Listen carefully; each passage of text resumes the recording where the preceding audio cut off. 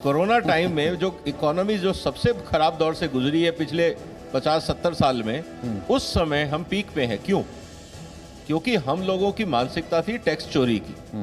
जब से आपने डिजिटल टेक्नोलॉजी लेके आए हैं तो चोरियां बंद हुई हैं, तो देश का फायदा हो। तो इसका मतलब क्या है कि आप इंसान पे भरोसा करिए, लेकिन इंसान का लालच इंसान की फितरत है। तो वो लालच इस देश के डेवलपमेंट में बीच में आता है। उसको कैसे मैनेज करोगे, उसकी कोई पॉलिसी नहीं बन सकती, उसके लिए टेक्नोलॉजी ही चाहिए। नहीं, लेकिन इस वक्त है ना कि जैसे कहते हैं ट्रस्ट डेफिसिट, इस वक्त का ट्रस्ट डेफिसिट कहाँ से होगा? ट्रस्ट डेफिसिट अभी देखिए ना, जैसे किसान अभी बैठा हुआ है, सबसे बड़ी बात तो ये कहेंगे कि इस ब्रीदर को अगर विपक्ष पहले से शुरू हो चुका है कि only slogans, no implementation, policy palaces, वो अभी से सुबह से ही ट्वीट और ये सब जो क्या करें? इसके अलावा वो आप विपक्ष से क्या उम्मीद कर सकते हो? ये कहेंगे कि भारत सरकार ने बहुत अच्छा काम किया, तो राजनीति क्या हुई? तो ये तो आपको एज्यूम करना चढ़ेगा कि जो ऑपोजिशन है, पॉलिटिकल ऑपोजिशन, आप ये देखेंगे कि वो कभी भी रूलिंग पार्टी का कभी फेवर नहीं करता। खैर वो तो हमने ट्रेडिशन देखा ही है, वो हमेशा सही रहा है कि बजट अभी टेबल्ड होता ही है तो उससे पहले विपक्ष बाहर से आता है कि इट्स डिसअपॉइंटेड, इस बार जो है कोई वो ज़रा भी जो है इसमें कुछ अच्छी बात नहीं है या फिर ये बिल्कुल भी इनकरेजिंग नहीं है। ये हमने इस वक्त की सुबह की हमने आपको तस्वीर एक दिखाई, फिर एक तस्वीर जो अभी आप देख रहे थे जो बही खाते के साथ वित्त मंत्री पहुंची थी, वो पिछले साल की तस्वीर थी और उसी बही खाते के साथ पहुंचेंगी इस बार की तस्वीर में। और ट्रेडिशनली चेंज हुआ है, पहले हम वो ब्रीफकेस देखते थे कि जादू का पिटारा, जादू का ब्रीफकेस, और इस बार वो पेपरलेस बही खाता है, पेपरलेस बजट है इस बार का। जैसे सरदाना सर ने कहा कि पूरा मामला ही डिजिटल का हो चुका है एजुकेशन में, तो यहाँ भी होनी चाहिए। मैं लेकिन उसके पहले एक चीज़ मैं ऐड करूँ जो आपके स्लोगन में भी चल रहा है, नीचे कैप्शन में चल रहा है कि फ्री वैक्सीन। तो एक चीज़ समझ लें कि कोई चीज़ फ्री नहीं होता है, कहीं ना कहीं उसके जो कंपोनेंट हैं या तो हम और आप कहीं ना कहीं से देंगे। तो जो फ्री की बात चल रही है, हर कोई डिमांड कर रहा है फ्री होना चाहिए, तो सेस के लिए भी तैयार रहेंगे कि अगर वो फ्री किसी भी तरह से अनाउंसमेंट हुआ तो आपको कहीं ना कहीं उसका सेस हमारे और आपके पॉकेट पे भी पड़ेगा। पहले दवाई से मारो फिर सेस से मारो।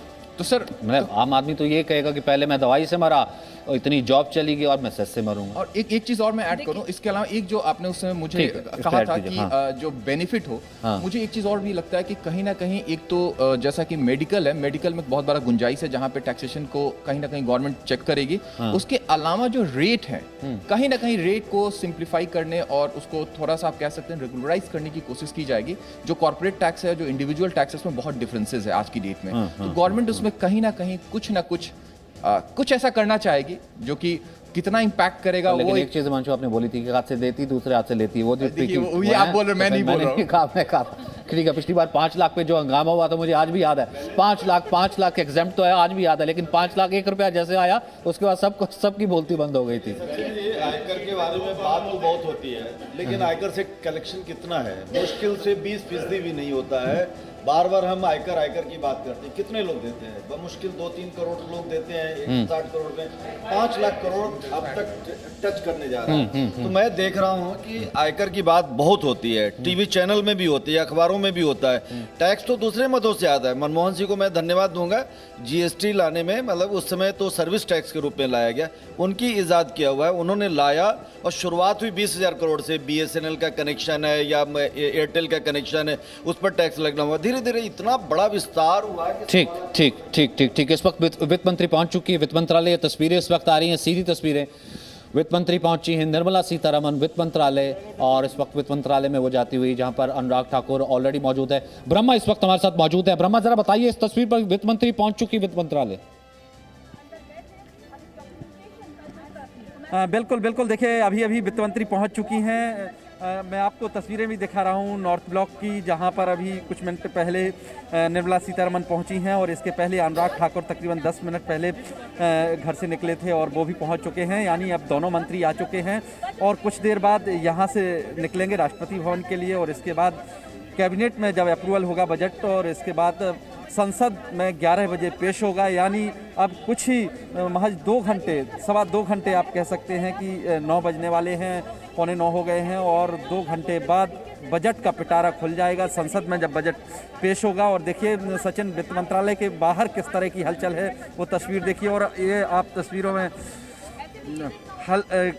हलचल जो है वित्त मंत्रालय के बाहर की वो देखी जा सकती है। तमाम अधिकारी दूसरी तरफ हैं जो यहाँ पर मौजूद हैं, और अब कुछ देर बाद जो बजट का सूटकेस नहीं होता है सचिन, इस बार जो आप कहें कि कपड़े में बही खाता पिछली बार बोला था वित्त मंत्री ने कि बही खाता है जिसको संसद में पेश करने जा रही हैं। इस बार भी देश का बही खाता वित्त मंत्री पेश करेंगी संसद में। और ये अगर इधर की तस्वीरें हमारे कैमरा पर्सन दिखाएं तो दूसरी तरफ भी हम आपको दिखाने की कोशिश करेंगे कि किस तरह से हलचल है यहाँ पर बाहर नॉर्थ ब्लॉक में।